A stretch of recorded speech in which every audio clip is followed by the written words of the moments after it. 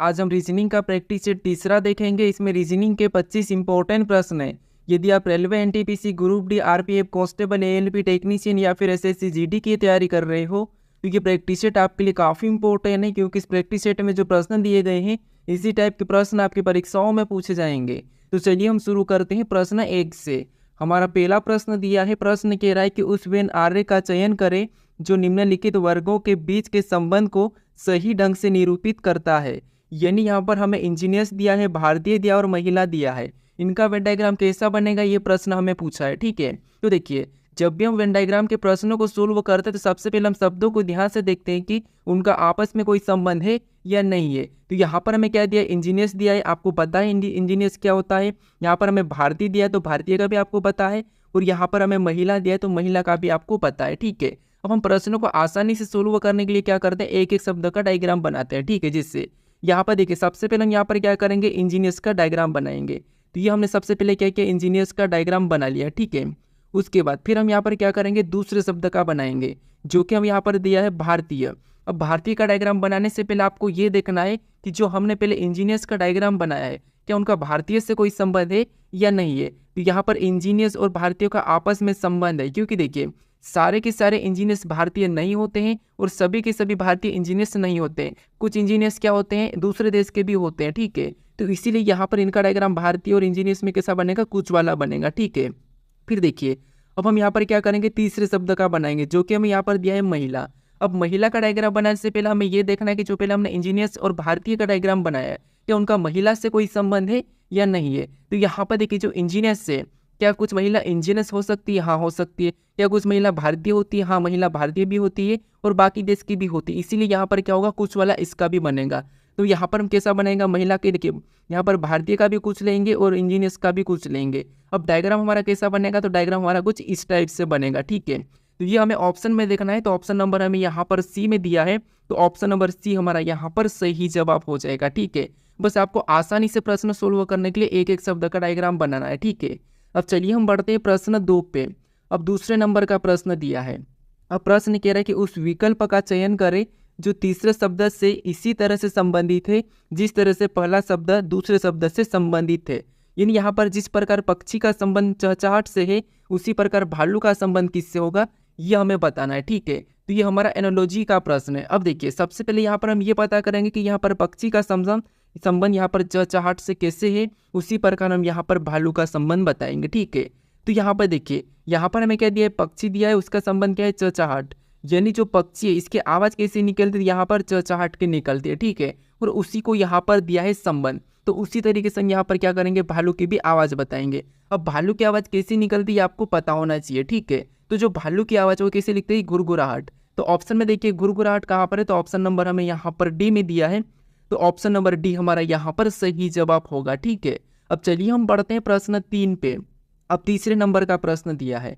अब प्रश्न कह रहा है कि एक ही पासे के दो अलग अलग स्थितियों को दिखाया गया है जिनके 6 फलक पर red, green, blue, yellow, black, white रंग के है। उस रंग का चयन करें जो येलो रंग के विपरीत फलक पर होगा। यानी यहाँ पर हमें 2 पासे दिए हैं, इनमें 6 कलर दर्शाए हैं। ठीक है, इसमें से हमें यहाँ पर ये पूछा है कि येलो कलर वाले का विपरीत कौन है। ठीक है, विपरीत कौन सा रंग होगा ये हमें बताना। ठीक है, तो पासे का प्रश्न है, आसान है। हमें क्या करना है, जब भी हम एक से अधिक पासे को सोल्व करते हैं तो सबसे पहले हम क्या करते हैं, पासे में कॉमन देखते हैं यानी कि उभयनिष्ठ सतह। फिर क्या करते हैं, वहां पर हम घड़ी की दिशा में चल के लिख लेते हैं। वो आपको मैं यहाँ पर बता चुका हूँ डिटेल। अब देखिए सबसे पहले यहाँ पर अगर हम कॉमन देखते हैं तो हमें कॉमन क्या देखने को मिल रहा है, तो कॉमन हमें यहाँ पर 2 सतह कॉमन देखने को मिल रही है। जैसे यहाँ पर ब्लू और व्हाइट, ये हमें कौन सी, ये कॉमन हमें यहाँ पर देखने को मिल रही है। ठीक है, इधर भी हमें ब्लू और व्हाइट कॉमन देखने को मिल रही है दोनों पासों में।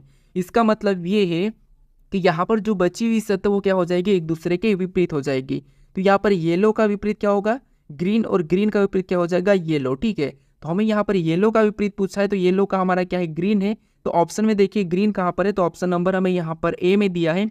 तो ऑप्शन नंबर ए हमारा यहाँ पर सही जवाब होगा। ठीक है, अगर आपको बाई चांस से यहाँ पर ब्लू का पूछ लेता, तो ब्लू का अगर पूछ लेता तो यहाँ पर देखिए येलो और ग्रीन तो आपस में है इससे।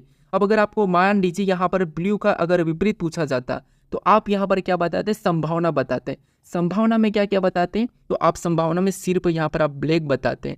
क्या बताते, ब्लैक, या फिर इसका बताता आप रेड। कौन सा रेड, ये दोनों आपको संभावना में बताते हैं। ठीक है, ये आपको मैं एक्स्ट्रा पॉइंट बता रहा हूँ। इसका अपना सही जवाब क्या है, तो हमारा सही जवाब यहाँ पर ग्रीन है। ठीक है, अगर आपको व्हाइट का भी पूछा जाता बाई चांस, तब भी आप क्या बताते, ब्लैक या रेड। ठीक है, तो आपको यहाँ पर ऑप्शन में देखना होता है। अब चलिए हम बढ़ते हैं प्रश्न 4 पे।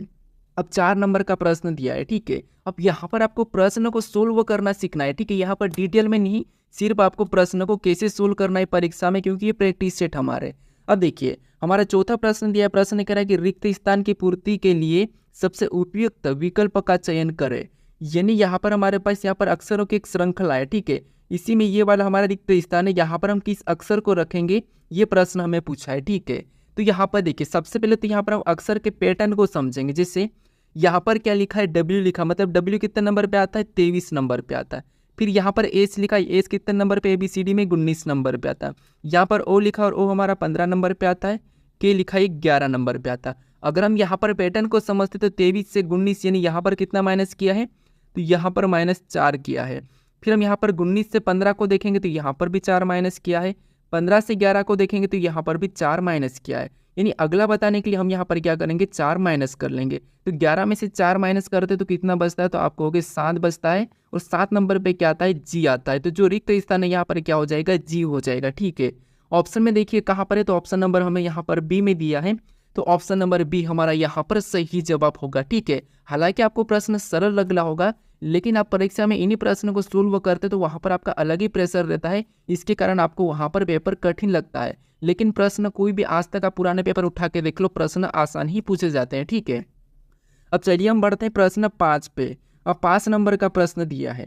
अब प्रश्न कह रहा है कि उस संख्या का चयन कीजिए जो प्रश्नवाचक चिन्ह को प्रतिस्थापित करेगी।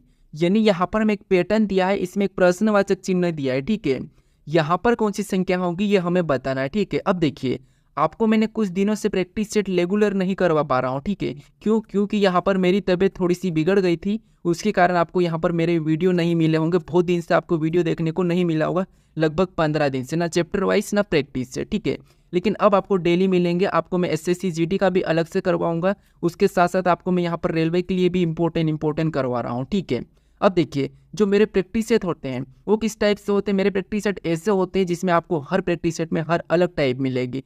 क्यों अलग टाइप मिलती है, क्योंकि आप जब पेपर में परीक्षा में जब बैठोगे तो वहाँ पर आपको हो सकता कोई सी भी टाइप का पूछ सकता है। तो मैं हर प्रैक्टिस सेट में अलग अलग टाइप का वहाँ पर बताता हूँ। जैसे एक टाइप मान लो आप अपनी यहाँ पर हो गए, वो टाइप अगले प्रैक्टिस सेट में आपको देखने को नहीं मिलती है। क्यों नहीं मिलती, क्योंकि ऑलरेडी आप उस टाइप को सीख चुके हो, यानी कि प्रैक्टिस कर चुके हो। ठीक है, तो मेरा प्रैक्टिस सेट ही ऐसा मिलता है। अब देखिए, यहाँ पर हमें क्या दिया है, इस प्रैक्टिस सेट में हमारा इस पैटर्न में क्या दिया है, एक प्रश्नवाचक चिन्ह दिया है। इसमें हमें बताना है कि कौन सी संख्या होगी जो प्रश्नवाचक चिन्ह दिया है। ठीक है, तो ये हमारा मिसिंग नंबर लुप्त संख्या का प्रश्न है। अब देखिए, हम क्या करते हैं, जब भी ऐसे पैटर्न में लुप्त संख्या ज्ञात करते हैं तो सबसे पहले हम क्या करते हैं कि इसके पास बड़ी संख्या देखते हैं, तो इसके पास बड़ी संख्या हमारी यहाँ पर है। ठीक, ये वाली दो, तो हम इन्हीं संख्या का सबसे पहले पता कर लेंगे कि ये संख्या कैसे लिखी इन दो संख्याओं से।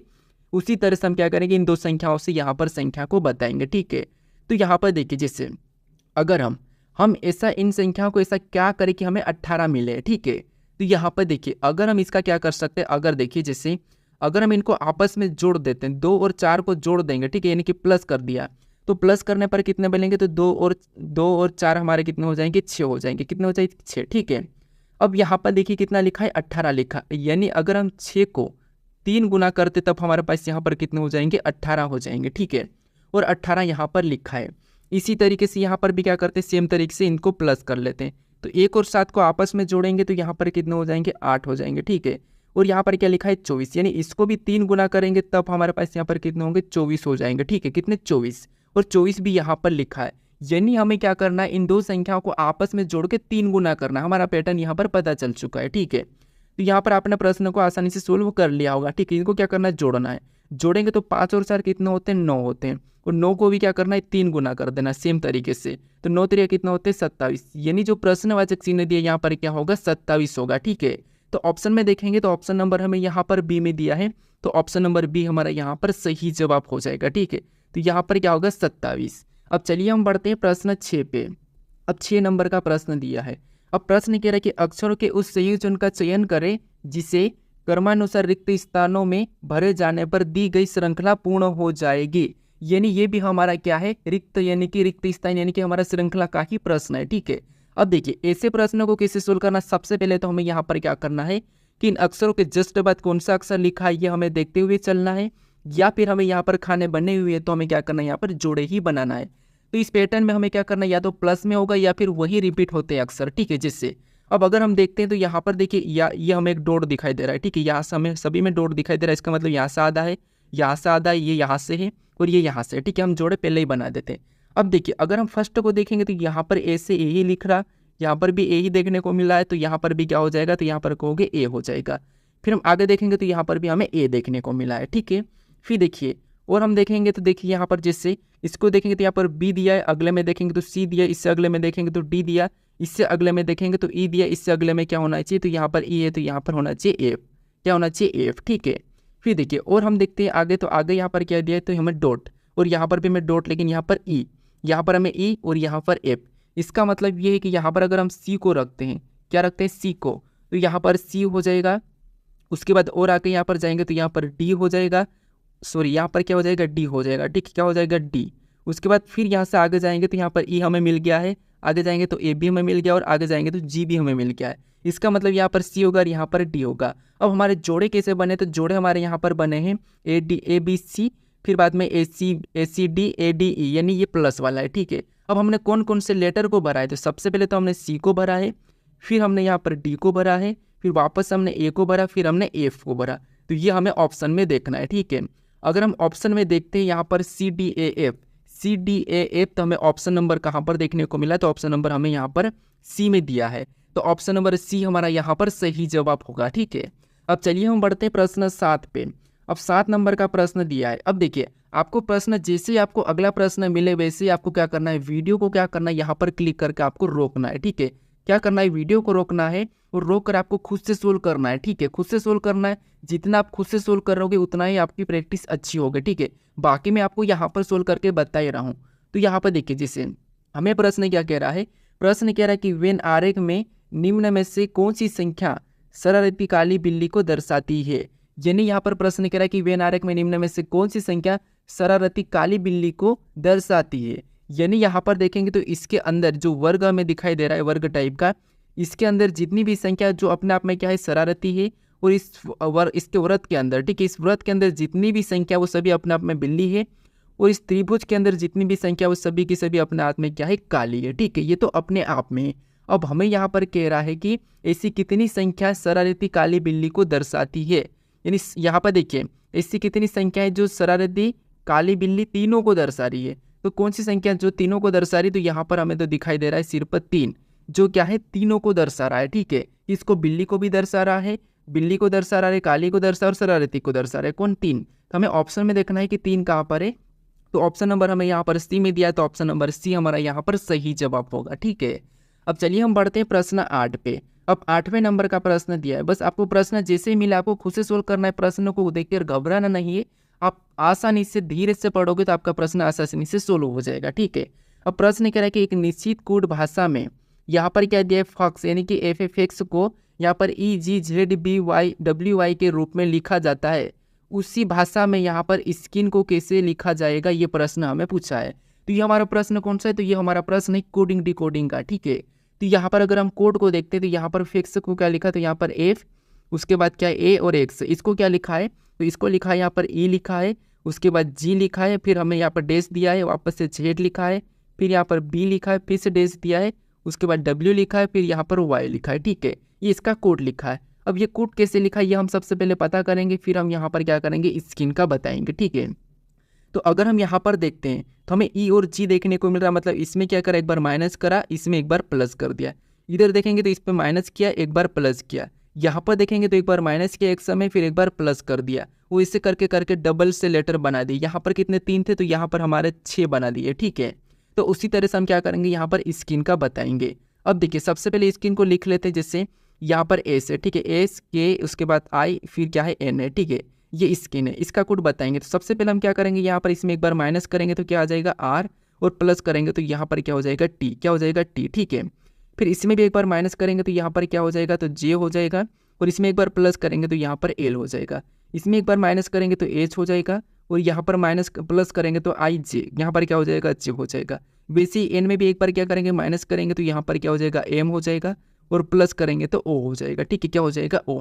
अब ऑप्शन में देखना है, तो ऑप्शन में देखिए यहाँ पर आर टी जे उसके बाद क्या है एल, तो हमें ऑप्शन नंबर कहाँ पर दिया है, ऑप्शन नंबर डी में दिया है, तो ऑप्शन नंबर डी हमारा यहाँ पर सही जवाब हो जाएगा। ठीक है, अब चलिए हम बढ़ते हैं प्रश्न 9 पे। अब 9 नंबर का प्रश्न दिया है। अब प्रश्न कह कि नीचे दिए गए विकल्पों में कौन सा लीप वर्ष है, यानी इन विकल्पों में से कौन सा एक क्या है लीप वर्ष, ये हमें बताना है। ठीक है, तो ये हमारा कैलेंडर का प्रश्न है। अब देखिए आपको यहाँ पर लीप वर्ष और सामान्य वर्ष कैसे पता करते हैं, कौन सा होता है, ये आपको पता होना चाहिए। तो देखिए जिस भी वर्ष में लास्ट की 2 संख्या में अगर भाग पूरा चला जाता है तो एक लीप वर्ष होगा, अगर भाग नहीं जाता वो सामान्य वर्ष होगा। ठीक है, तो यहाँ पर हम देखते हैं इन 2 संख्याओं में भाग देके देखते हैं। ठीक है, तो इसमें भाग देंगे किसका, 4 का देना है, तो यहाँ पर 4 का देंगे तो 4 दूना 8 और 2 हमारा शेष बचेगा, मतलब ये है कि इसमें भाग नहीं गया।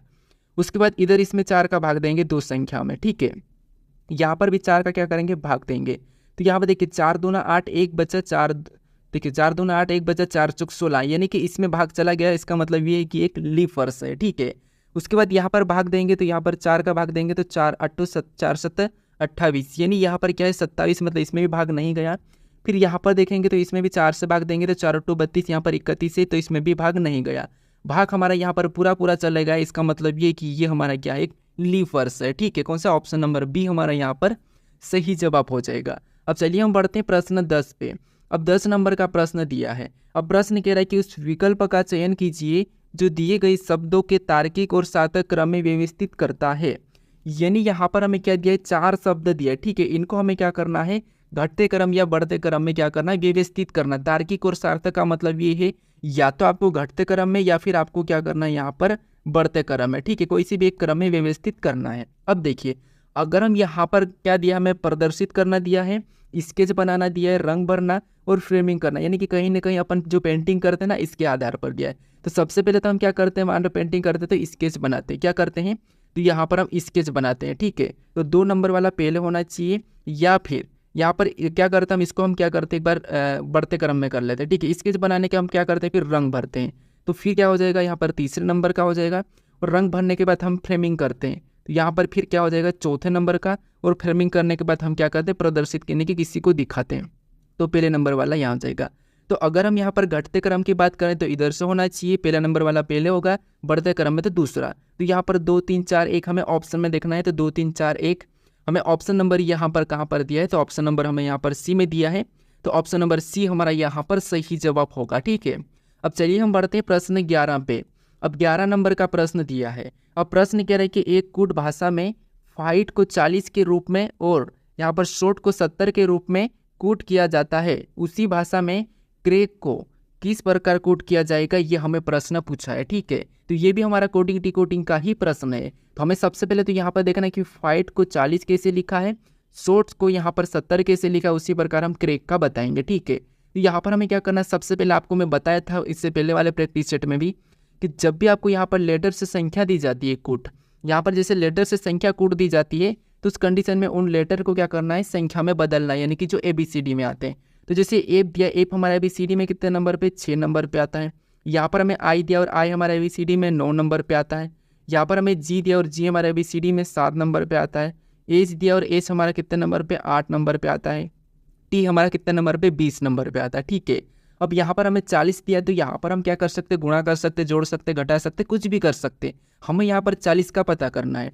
तो अगर हम इसको जोड़ते हैं तो यहाँ पर कितने हो जाएंगे, 9 और 6 15, और 15 में 7 को जोड़ेंगे तो 22, 22 में 8 को जोड़ेंगे तो कितने होंगे हमारे 30, और 30 में 20 को जोड़ेंगे तो यहाँ पर हमारे हो रहे 50। कितने हो रहे 50, लेकिन यहाँ पर क्या लिखा है 40, यानी इसमें से अगर हम 10 को माइनस करते हैं तब हमारे यहाँ पर क्या हो जाएंगे 40 हो जाएंगे, और 40 यहाँ पर लिखा है। इसी तरीके से हम क्या करते हैं शॉर्ट का भी कुछ पता कर लेते हैं सेम तरीके से। ठीक है, तो यहाँ पर देखिए सबसे पहले देखिए ये कितने नंबर पे एस दिया है, तो एस हमारा यहाँ पर 19 नंबर पे आता है। फिर हमें यहाँ पर एच दिया तो एच हमारा 8 नंबर पे आता है। ओ दिया और ओ हमारा 15 नंबर पे आता है। फिर हमें यहाँ पर आर दिया और आर हमारा 18 नंबर पे आता है। फिर हमें यहाँ पर टी दिया है और टी हमारा यहाँ पर 20 नंबर पे आता है। ठीक है, अब यहाँ पर आपस में जोड़ेंगे हम, तो यहाँ पर 19 और 8 को जोड़ेंगे तो हमारे कितने हो जाएंगे, तो 19 और 8 हमारे 27, और 27 में 15 को जोड़ेंगे तो हमारे यहाँ पर कितने होंगे 43, कितने हो जाएंगे 43। ठीक है, और 43 में फिर 42 होंगे, ठीक है, सॉरी 42, और 42 में हम यहाँ पर 18 को जोड़ेंगे तो कितने हो जाएंगे 60, और 60 में 20 को जोड़ेंगे तो 80, यानी इसको सभी को जोड़ने पर यहाँ पर कितना हुआ 80 हुआ, ठीक है। जैसे हमने यहाँ पर 10 माइनस किया था तो सेम तरीके से इसमें भी 10 माइनस कर लेंगे, यहाँ पर कितने हो जाएंगे 70, और यहाँ पर भी देखेंगे तो इसका भी कूट हमें 70 दिया है, ठीक है। यहाँ पर हमें क्या करना है, हमें लॉजिक क्या मिला है कि सभी लेटर की संख्या को जोड़कर 10 माइनस कर लेना है, ठीक है। तो यहाँ पर सेम तरीके से हम क्रैक का बताएंगे। सबसे पहले इसको लिखेंगे, देखिए तो सी हमारा कितने नंबर पे 3 नंबर पे आता है, आर दिया और आर हमारा कितना 18 नंबर पे, ए हमारा 1 नंबर पे आता है, सी हमारा 3 नंबर पे आता है, और के हमारा 11 पे आता है, ठीक है। अब देखिए इनको आपस में जोड़ लेंगे तो यहाँ पर 18 और 3 कितना होते हैं तो 21 होता है, 21 में 1 को जोड़ेंगे तो 22, और 22 में 3 को जोड़ेंगे तो 25, और 25 और 11 यहाँ पर कितने हो जाएंगे 36, और 36 में से सेम तरीके से 10 को माइनस करेंगे तो यहाँ पर कितने हो जाएंगे 26, ठीक है। तो ऑप्शन में देखिए 26 कहाँ पर है, तो ऑप्शन नंबर हमें यहाँ पर सी में दिया है, तो ऑप्शन नंबर सी हमारा यहाँ पर सही जवाब हो जाएगा, ठीक है। अब चलिए हम बढ़ते हैं प्रश्न 12 पे। अब 12 नंबर का प्रश्न दिया है। अब प्रश्न कह रहा है कि उस समुच्चय का चयन कीजिए जिसमें संख्याएं उसी प्रकार संबंधित है वैसे निम्नलिखित समुच्चयों की संख्याएं, यानी जो संख्या हमें यहाँ पर दी है इनका जो आपस में संबंध है वही की वही संबंध हमें यहाँ पर ऑप्शन में ढूंढना है, ठीक है। तो सबसे पहले तो हमें यहाँ पर पता करना है कि इनका आपस में संख्या में क्या संबंध है। तो यहाँ पर देखिए जैसे अगर हम देखेंगे तो यहाँ पर 10 से 50, 50 से 250 ऐसा देख सकते हैं, ठीक है। तो यहाँ पर देखेंगे तो 10 से 50 मतलब यहाँ पर कितना 5 गुना किया है, कितना किया है 5 गुना। उसके बाद 50 से 250 यानी यहाँ पर भी देखेंगे तो इसका भी 50 का कितना किया 5 गुना किया है, ठीक है। सेम तरीके से नीचे देखेंगे तो 20 से क्या है 100, यानी इसका भी यहाँ पर 20 का 5 गुना किया है, और 100 से यहाँ पर 500 को देखेंगे तो इसका भी 5 गुना, यानी हमें यहाँ पर दोनों में सेम संबंध मिला है कि यहाँ पर किसी संख्या लिखे 5 गुना करके, हम यही ऑप्शन में देखेंगे। तो यहाँ पर देखिए इसका 5 गुना करेंगे तो 14 पंजे कितने होते हैं 70, ये तो सही है। उसके बाद 70 का 5 गुना करेंगे तो 70 का 5 गुना यानी कि 7 पंजे 32 यानी कि 350 होंगे, लेकिन यहाँ पर क्या लिखा 300 मतलब ऑप्शन ए नहीं होगा। फिर हम यहाँ पर 20 का 5 गुना करते तो 100 होता है, यानी कि 20 पंजे 100, लेकिन यहाँ पर 80 लिखा है तो ये भी नहीं होगा। फिर यहाँ पर देखेंगे 10 का 5 गुना कितना होता है 50, और 50 का 5 गुना कितना होता है तो आपको पता है 250 होता है, लेकिन यहाँ पर 200 मतलब ये भी नहीं होगा। फिर ऑप्शन देखेंगे डी को, तो यहाँ पर 8 का 5 गुना कितना होता तो 8 का 5 गुना होता है 40, यानी कि 8 पंजे 40, और 40 का 5 गुना 200 यानी कि 4 पंजे 20 200, ठीक है। तो ये वाला हमारा क्या है इसके जैसा मैच हुआ है, तो ऑप्शन नंबर कौन सा वाला यहाँ पर हमारा डी वाला सही जवाब हो जाएगा, ठीक है। अब चलिए हम बढ़ते हैं प्रश्न 13 पे। अब 13 नंबर का प्रश्न दिया है। अब प्रश्न कह रहा है कि जी एस का दादा है, बी के केवल 2 बेटे हैं ई और एफ, जी के केवल 2 बेटे हैं ए और बी, एस का पिता कौन है, ये प्रश्न हमें पूछा है, ठीक है। ये हमारा रक्त संबंध यानी कि ब्लड रिलेशन का प्रश्न है। अब देखिए प्रश्न हम थोड़ा थोड़ा पढ़ेंगे, उसके बाद हम प्रश्नों को सोल्व करेंगे, ठीक है। अब देखिए सबसे पहले हमें यहाँ पर क्या कि जी एस का दादा है, तो जी क्या है तो जी एस का दादा, यानी ये जी है और जी क्या है एस का दादा, इसका मतलब ये कि कोई इसका बेटा होगा फिर उसका पुत्र है, ठीक है। तो यहाँ पर हम मानते हैं कोई बेटा है उसका यहाँ पर पुत्र, यानी कि पुत्र या पुत्री, तो जी एस का दादा है तो यहाँ पर हम इसको क्या करते हैं प्लस लगा लेते हैं, यानी कि ये पुरुष से। फिर आगे देखते हैं, आगे प्रश्न करें कि बी के केवल 2 बेटे हैं, कौन कौन से थे यहाँ पर ई और एफ, बी के केवल 2 बेटे हैं कौन से ई और एफ, ठीक है। इसको छोड़ देते आगे पढ़ते हैं। आगे कहा कि जी के केवल 2 बेटे हैं, कौन कौन से यहाँ पर ए और बी। अब यहाँ पर बात आती है, ठीक है, हमें यहाँ पर पूछा है कि एस का पिता कौन है, तो यहाँ पर जी के 2 बेटे हैं कौन कौन से ए और बी, तो इस कोने में यहाँ पर कौन सा बेटा आएगा तो बी के, यहाँ पर हमें कहा था कि बी के केवल 2 ही बेटे हैं कौन से तो ई और एफ है, तो एस तो यहाँ पर होगा नहीं, इसलिए यहाँ पर कौन हो जाएगा तो यहाँ पर इसका बेटा ए यहाँ पर हो जाएगा और इसका भाई यहाँ पर बी हो जाएगा। अब ये दोनों की दोनों क्या है जी के बेटे यानी कि ये पुरुष से, तो जी के केवल 2 बेटे तो ये जी के केवल 2 बेटे निकल गए। अब बी के केवल 2 बेटे कौन कौन से, तो यहाँ पर एक बेटा है एफ है और एक बेटा है ई, कौन सा एफ और ई, ठीक है, तो ये इनके 2 बेटे हैं। अब देखिए हमें यहाँ पर प्रश्न पूछा था कि एस का पिता कौन है, एस का पिता कौन है तो एस का पिता है, तो यहाँ पर एस का पिता तो देखिए बी तो हो नहीं सकता तो ए का एस का पिता होगा ए, तो ऑप्शन में देखिए ए कहाँ पर ही दिया तो ऑप्शन नंबर हमें यहाँ पर डी में दिया है, तो ऑप्शन नंबर डी हमारा यहाँ पर सही जवाब हो जाएगा, ठीक है। अब चलिए हम बढ़ते हैं प्रश्न 14 पे।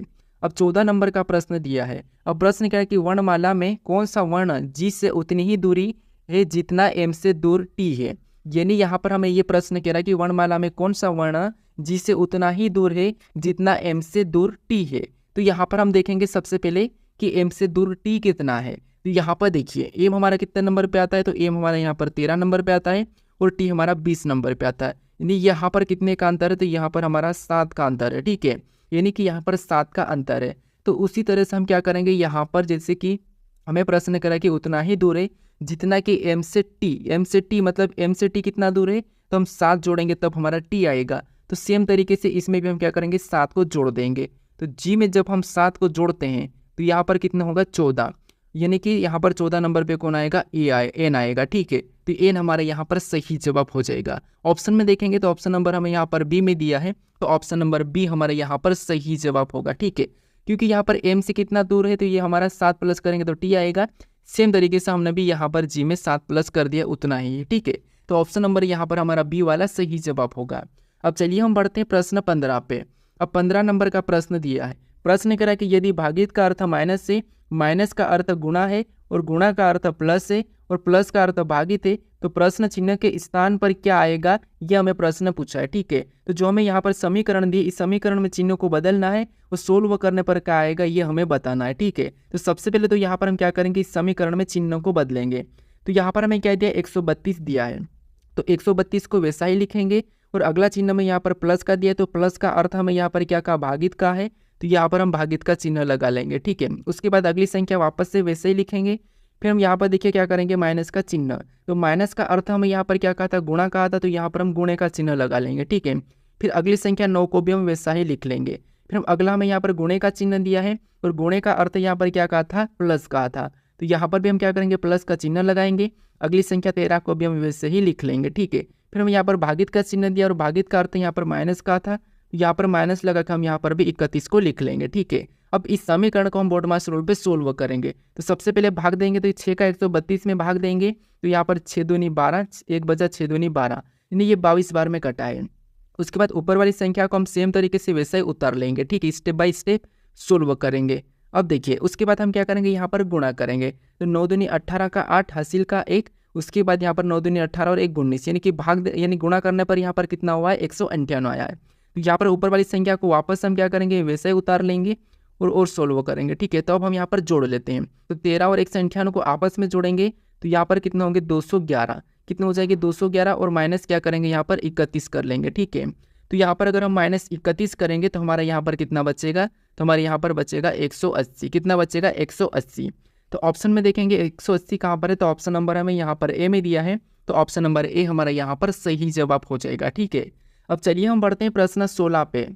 अब 16 नंबर का प्रश्न दिया है। अब प्रश्न में यहाँ पर देखिए सबसे पहले तो हमें यहाँ पर कथन दिया है, उसका यहाँ पर 2 तर्क दिया है, ठीक है। तो सबसे पहले तो हमें यहाँ पर कथन को ध्यान से समझना है, तो उसके बारे में तर्क क्या लग रहा है यह हमें बताना है, ठीक है। तो यहाँ पर देखिए अगर हम कथन को समझते हैं तो कथन हमें क्या कह रहा है कि क्या मोबाइल फ़ोन पर इंटरनेट बैन कर देना चाहिए, तो ये हमारा क्या एक कथन है, क्या मोबाइल फ़ोन पर इंटरनेट बैन कर देना चाहिए। तो इसके बारे में तर्क क्या लगा रखा है ये देखते हैं, ठीक है, कौन सा तर्क सही है कौन सा गलत है। तो यहाँ पर पहले तर्क की बात करते तो हाँ, छोटे बच्चे अप्रतिबंधित सामग्री से गुमराह होते हैं। क्या इंटरनेट मोबाइल फ़ोन से छोटे बच्चे अप्रतिबंधित सामग्री से गुमराह होते हैं, तो आप कहोगे नहीं होते हैं, ये गलत बात है। तो यहाँ पर पहला वाला तो ये गलत कह रहा है, ठीक है, पहला गलत कह रहा है। फिर दूसरे को देखेंगे, अगर इंटरनेट मोबाइल फ़ोन ये बैन हो जाएंगे तो फिर आप यहाँ पर देखिए एजुकेशन सिस्टम कितना खतरनाक है, तो ये तो गलत बात है। फिर हम दूसरे को देखेंगे तो यहाँ पर दूसरा कह रहा है कि नहीं, जनता को मनोरंजन प्रदान करने का एकमात्र तरीका यही है, यानी कि सही यही तरीका एकमात्र यही तरीका है, ठीक है। ये भी सही बात है क्या, तो नहीं, मोबाइल फ़ोन पर इंटरनेट बैन कर देना चाहिए, तो यहाँ पर कह रहा है कि नहीं करना चाहिए। जनता को मनोरंजन प्रदान करने का यही एकमात्र तरीका है, हाँ ये तो नहीं करना चाहिए, ये तो बात सही है, लेकिन जनता को मनोरंजन प्रदान करने वाला यही एकमात्र तरीका है, तो ये गलत है, ये भी गलत है, तो इसीलिए ये भी एक गलत है, ठीक है। ये कह रहा है कि नहीं करना है, लेकिन ये यूज कैसे करने का कह रहा है, तो यूज करने का कह रहा है यहाँ पर कि मतलब जनता को मनोरंजन प्रदान करने वाला कह रहा है, तो इसीलिए ये भी गलत है, यानी कि न तो पहला है और न ही दूसरा सही है। तो ऑप्शन में देखेंगे दोनों ही गलत है, तो ऑप्शन नंबर हमें यहाँ पर डी में दिया है, तो ऑप्शन नंबर डी वाला हमारे यहाँ पर सही जवाब होगा, ठीक है। अब चलिए हम बढ़ते हैं प्रश्न 17 पे। अब 17 नंबर का प्रश्न दिया है। प्रश्न कह रहा है कि 6 मित्र यहाँ पर U V W X Y और Z में से कोई भी 2 मित्र समान लंबाई में के नहीं है, यानी कि कोई भी 2 मित्र समान लंबाई के नहीं है। यानी यहाँ पर कह रहा है कि V केवल 3 अन्य मित्रों से लंबा है, Z केवल X से लंबा है और W केवल U से छोटा है। ज्ञात कीजिए कि सभी मित्रों में से तीसरा सबसे छोटा कौन है, ये हमें प्रश्न पूछ रहा है। ठीक है, तो ये हमारा रैंकिंग का है। अब देखिए सबसे पहले तो हमें यहाँ पर देखिए हमें क्या यहाँ पर 6 मित्र दे दिया है। ठीक है, इसमें से कह रहा है कि कोई भी 2 मित्र समान लंबाई के नहीं है। ठीक है, यहाँ तक ठीक है। उसके बाद हमें यहाँ पर कह रहा है कि वी केवल तीन व्यक्ति मतलब मित्रों से लंबा है, केवल 3 व्यक्ति, यानी कि यहाँ पर हम देखते तो ये सबसे लंबा 1 होना चाहिए, 1, उसके बाद ये हमारा दूसरा, ये हमारा तीसरा, ये हमारा चौथा और ये हमारा 5वां, ये हमारा छठा। ये टोटल हमारे 6 लोग हैं। इधर वाला सबसे लंबा होगा और ये हमारा सबसे छोटा। तो हमें कह रहा कि वी केवल 3 अन्य मित्रों से लंबा है, यानी 1 2 3 से लंबा है, मतलब वी कहाँ पर होगा, तो वी हमारा यहाँ पर हो जाएगा। ठीक है, वी यहाँ पर हो जाएगा।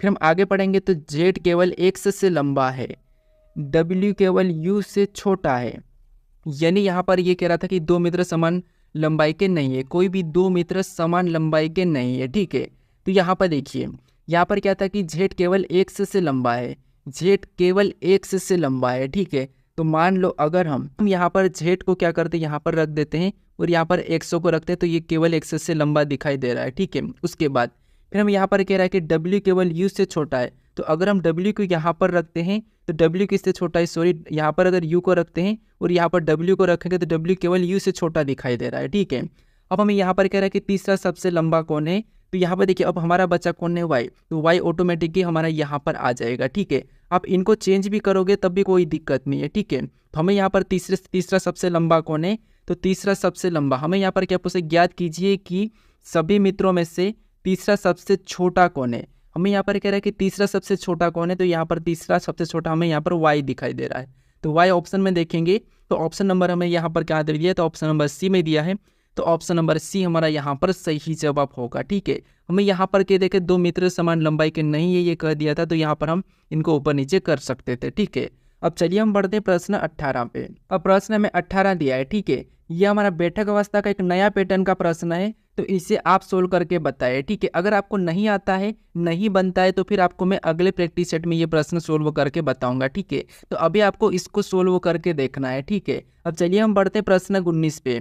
अब 19 नंबर का प्रश्न दिया है, यहाँ पर हमें कथन दिया है और यहाँ पर इसके हमें निष्कर्ष दिया है 2। ठीक है, तो सबसे पहले यहाँ पर हमें कथन समझना है, फिर उसके बारे में निष्कर्ष क्या कह रहा हमें ये देखना है। ठीक है, तो यहाँ पर देखिए सबसे पहले अगर हम पहला कथन देखेंगे तो यहाँ पर कोई 90 80 नहीं है, यहाँ पर जितने भी जो 90 है, ठीक है, ये जितने भी यहाँ पर जो 90 है ये कोई भी 90 80 नहीं है। इसका मतलब ये है कि यहाँ पर 80 अलग है। ठीक है, 80 क्या है, अलग है। फिर हम यहाँ पर और देखेंगे। ठीक है, और हम दूसरे को पढ़ते हैं, दूसरे कथन को। तो दूसरा कथन का कि कुछ 90 40 से, अब कुछ 90 क्या है 40 से, तो यहाँ पर हम कुछ 90 को 40 बना लेते हैं। ठीक है, तो कुछ 90 क्या है 40 है, तो ये हमने 40 बना लिया। अब हमें और भी दिया है, और हमें यहाँ पर क्या दिया, तीसरा कथन दिया कि सभी 80 क्या है 70 है। अब जितने भी 80 सभी के सभी क्या है 70 है, तो ये हमारे 70 के अंदर आ जाएंगे। ठीक है, तो ये हमारे 70 के अंदर आ चुके हैं। अब देखिए इसके बारे में निष्कर्ष से क्या करा हमें ये देखना है। यहाँ पर निष्कर्ष से पहला करा कि सभी 80 के 40 होने की संभावना है।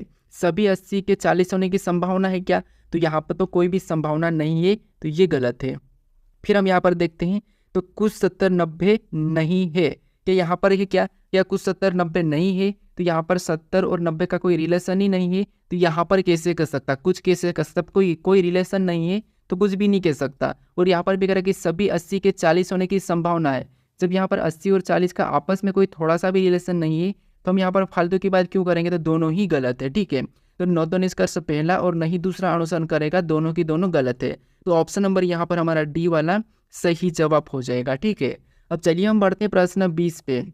अब 20 नंबर का प्रश्न दिया है। अब प्रश्न कह रहा है कि निम्नलिखित चित्र आकृति का XY रेखा प्रतिबिंब किस प्रकार होगा। यानी यहाँ पर हमें एक आकृति दी है, इसका XY रेखा प्रतिबिंब कैसा दिखाई देगा, ये प्रश्न हमें पूछा है। ठीक है, तो यहाँ पर देखिए जो आकृति दी है इसका प्रतिबिंब इधर बनेगा। ठीक है, कैसा बनेगा, तो ये उल्टी हो जाएगी। कैसी हो जाएगी, उल्टी हो जाएगी। ये डंडिया किधर आ जाएगी, तो इस साइड आ जाएगी। ठीक है, तो ये हमें ऑप्शन में देखना है, यानी कि इस प्रकार की हो जाएगी। अब देखिए ऑप्शन में देखेंगे तो ए में तो नहीं है डंडिया।